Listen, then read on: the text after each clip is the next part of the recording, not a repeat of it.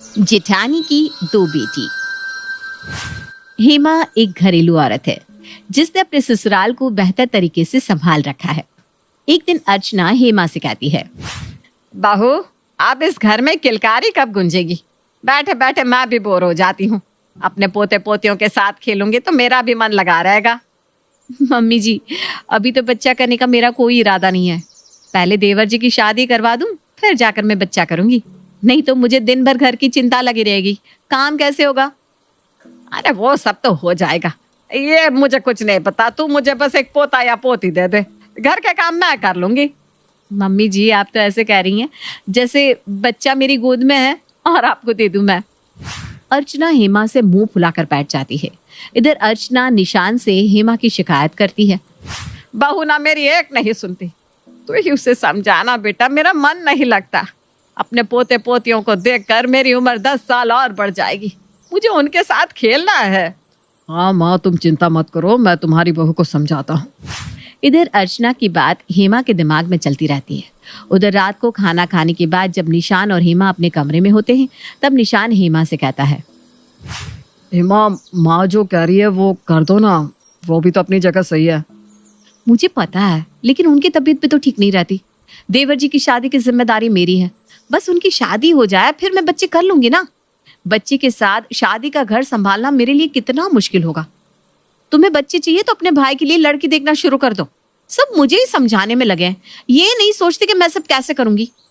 हेमा मुंह घुमाकर लेट जाती है। तभी निशान उसे मनाता हुआ कहता है, अच्छा मेरी रानी, तुम जैसा कहोगी मैं वैसा ही करूंगा। अब तो गुस्सा थोक दो। मैं कल से ही तुम्हारे लिए एक सुंदर सी देवरानी ढूंढना शुरू कर देता हूँ, ताकि वो तुम्हारा आकर हाथ बटा सके। हेमा मुस्कुराकर निशान के गले लग जाती है। अगले दिन निशान अपने जान पहचान में सबको जीतू के लिए लड़की देखने को कह देता है। इधर हेमा भी पंडित जी को घर बुलवाती है और पंडित जी हेमा के ससुराल आते हैं। क्या बात है बहू, मुझे आज कैसे याद कर लिया? पंडित जी, आपको पता है ना, जीतू की उम्र शादी लायक हो गई है, तो उसी सिलसिले में आपको बुलाया है।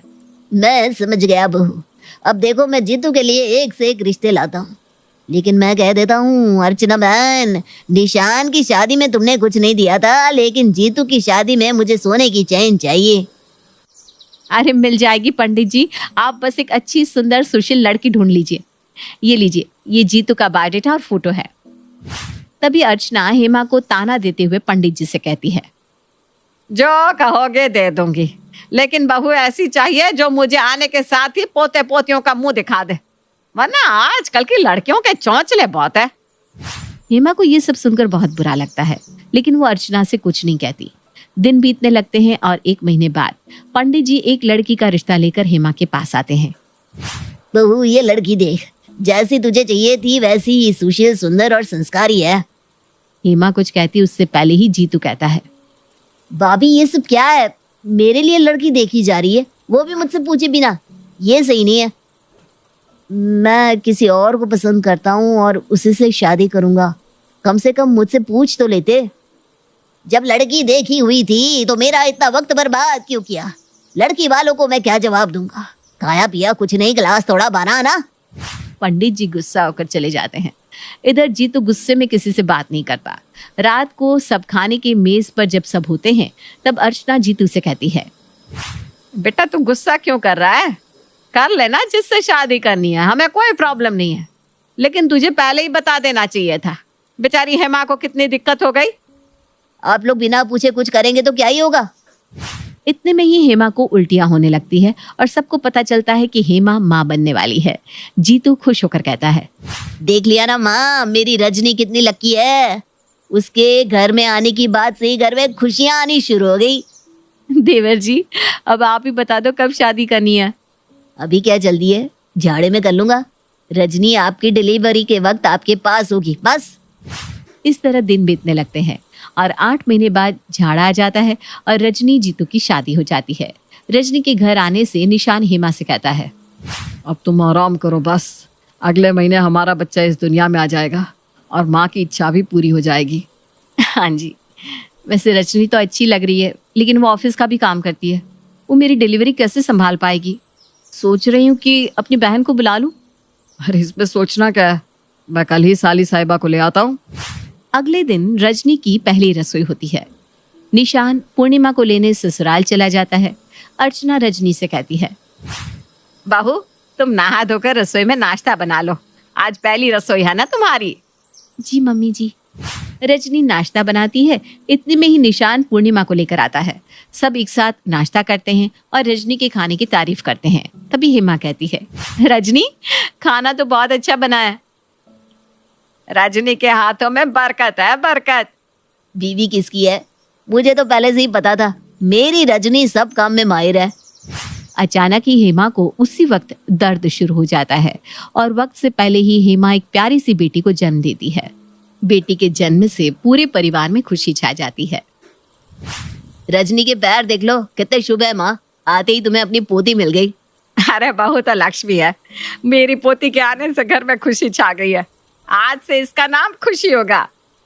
हेमा खुशी के साथ अस्पताल से घर आती है। पूर्णिमा हेमा के घर के सारे काम करती है और खुशी को भी संभालती है। इधर रजनी अगले दिन से ही ऑफिस जाना शुरू कर देती है। भाभी आपको पता है ना, शादी के वक्त ही मैंने कितनी छुट्टियां ले ली थी, वरना मैं नहीं जाती। मुझे भी अच्छा नहीं लग रहा पूर्णिमा काम कर रही है। अरे कोई बात नहीं रजनी, मैं समझ सकती हूँ, तुम बेफिक्र होकर जाओ। रजनी ऑफिस चली जाती है। इसी तरह दिन बीतने लगते हैं और 1 महीने बाद हेमा पूर्णिमा से कहती है, पूर्णिमा तूने मेरी बहुत मदद की है, अब मैं ठीक हूँ। महीने भर आराम कर लिया है मैंने, अब मैं संभाल लूंगी। कल तेरे जीजाजी तुझे छोड़ आएंगे। हाँ तू भी ना दीदी, अब परिवार में क्या मदद, एक पल में ही पराया बना दिया ना मुझे। अरे हट पगली। अगले दिन निशान पूर्णिमा को उसके घर छोड़ाता है। हेमा पहले की तरह ही घर की भागदौड़ अपने हाथ में ले लेती है। रजनी के आने से हेमा को एक जरा मदद नहीं मिलती, लेकिन फिर भी वो किसी से कुछ नहीं कहती। एक दिन अर्चना हेमा से कहती है, तू ही पूरा दिन काम करती रहेगी तो रजनी कैसे घर गृहस्थी संभालना सीखेगी। आज से सुबह का खाना रजनी बनाएगी। मम्मी जी उससे वक्त कहाँ मिलता है अपनी ऑफिस से। अरे तो तू ही घर के काम करती रहेगी क्या? मेरी आंख थोड़ी ना फूट गई है, तुझे भी तो आराम की जरूरत है। अभी अभी तो डिलीवरी से उठी है। रजनी मेरी छोटी बहन की तरह है, अभी उसे करने दो ना जो वो करना चाहती है। इसी तरह वक्त बीतने लगता है और ठीक साल भर बाद रजनी भी एक बेटी को जन्म देती है। बेटी के जन्म से निशान कहता है, माँ अब तो तुम खुश हो ना, अब तो तुम्हारे पास 2 पोतियां हो गई है, अब तो तुम्हारी उम्र 20 साल बढ़ जाएगी। हाँ हाँ बिल्कुल। आज से रजनी की बेटी का नाम अनाया। रजनी अनाया को जन्म देती है, लेकिन उसका पालन पोषण हेमा ही करती है। रजनी निश्चिंत होकर आराम से कुछ वक्त बाद अपना ऑफिस फिर से ज्वाइन कर लेती है। इधर हेमा अपनी दोनों बेटियों और घर की जिम्मेदारियों में फंस कर रह जाती है। एक दिन पूर्णिमा हेमा को फोन करती है, बड़े दिन हो गए दीदी, तुम मायके नहीं आई हो, कुछ दिनों के लिए घर चली आओ ना। खुशी तो बड़ी भी हो गई होगी। अरे खुशी तो बड़ी हो गई है, लेकिन मेरी अनाया ना अभी छोटी है, इधर उधर आने जाने से उसे ठंड लग जाएगी। ये क्या बात हुई दीदी, अनाया की जिम्मेदारी तुम्हारी है क्या? उसकी माँ समझे, वो महारानी आराम से ऑफिस जाए, घूमे फिरे और तुम उसके बच्चे संभालो। अरे ऐसा मत बोल पूर्णिमा, अनाया को मैं अपनी बेटी ही मानती हूँ। मेरी एक नहीं 2 बेटियां हैं। जब तक ये दोनों बड़ी नहीं हो जाती मैं कहीं नहीं जा सकती। देख लेना दीदी, एक दिन तू बहुत पछताएगी। ये रजनी बहुत तेज है, तुझसे सब काम करवा कर अपनी बेटी पर बाद में अपना हक जमा लेगी। अरे ऐसा कुछ नहीं होगा पगली। पूर्णिमा गुस्से में फोन काट देती है। हेमा खुशी से ज्यादा अनाया पर ध्यान देती। एक दिन खुशी हेमा से नाराज होकर बिना खाए निशान के पास जाकर बैठ जाती है। पापा मम्मा मुझसे प्यार नहीं करती, जब देखो अनाया अनाया करती रहती है। मैं उनसे बात नहीं करूंगी। मुझे मम्मा ने चॉकलेट भी नहीं दी। मम्मा ने नहीं दी तो क्या हुआ, मैं दूंगा अपनी लाडो को चॉकलेट। निशान खुशी को बहुत सारी टॉफियां देता है। थोड़ी देर बाद हेमा अपने कमरे में आकर खुशी से कहती है, मुझसे नाराज है क्या मेरी गुड़िया? मुझे नहीं बात करनी है आपसे, मैं पापा के पास ही सोऊंगी।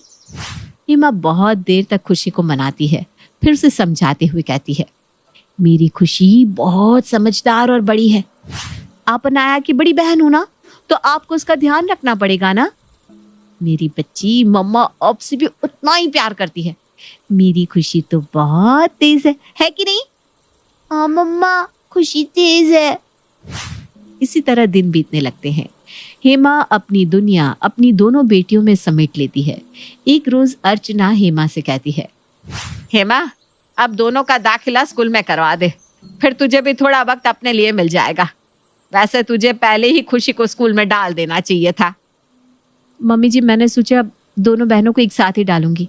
वैसे दोनों को मैंने नर्सरी की सारी पढ़ाई घर पर ही करवा दी है, अब सीधा क्लास 1 में डाल दूंगी।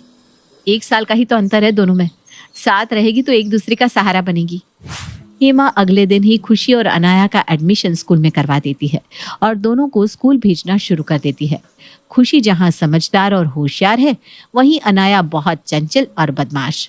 पहले दिन जब दोनों बेटियां स्कूल से घर आती है तो हेमा आते ही दोनों को गले लगा लेती है। चलो दोनों झटपट खाना खा लो, फिर दोनों का होमवर्क करवा दूंगी। ओके बड़ी माँ। मम्मा, बस में ना अनाया बदमाशी कर रही थी।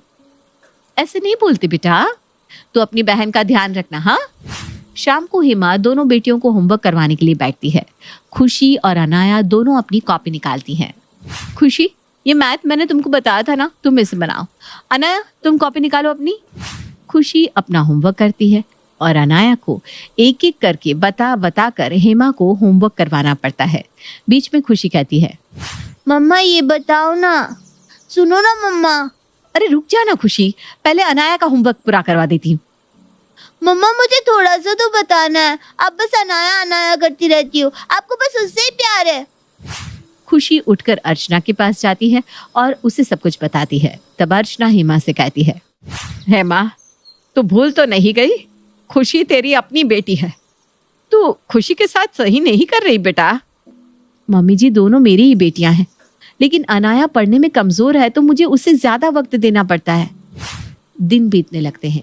रजनी को ये तक पता नहीं होता कि उसकी बेटी कौन से स्कूल और क्लास में है। एक रोज रजनी की सहेली मोनिका उसके घर उससे मिलने आती है। अनाया को देखकर कहती है, ये तेरी बेटी है? हाँ, क्यों? अनाया मेरी ही बेटी है। ये मेरे बेटे के स्कूल में पढ़ती है और उसकी क्लास में उसकी बगल वाली सीट पर ही बैठती है।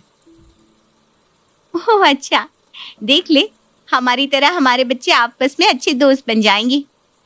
एक बात कहूँ रजनी, बुरा मत माना, तेरी जिठानी की बेटी तो बहुत अच्छे से रहती है और अनाया को तो इस तरह क्यों रखती है? तू क्या कह रही है? क्या बात है, पूरी बात बता। एक दिन स्कूल में अनाया की क्लास टीचर उसे बहुत डांट रही थी उसके कपड़ों को लेकर। सच में यार, उसके कपड़े गंदे रहते हैं, लगता ही नहीं कि वो कच्चे घर की बेटी है। टीचर उसे क्लास के बाहर खड़ा करके रखी थी, लेकिन खुशी तो एकदम टिप टॉप रहती है। उसके कपड़े आयरन किए होते हैं, जूते चमकते रहते हैं।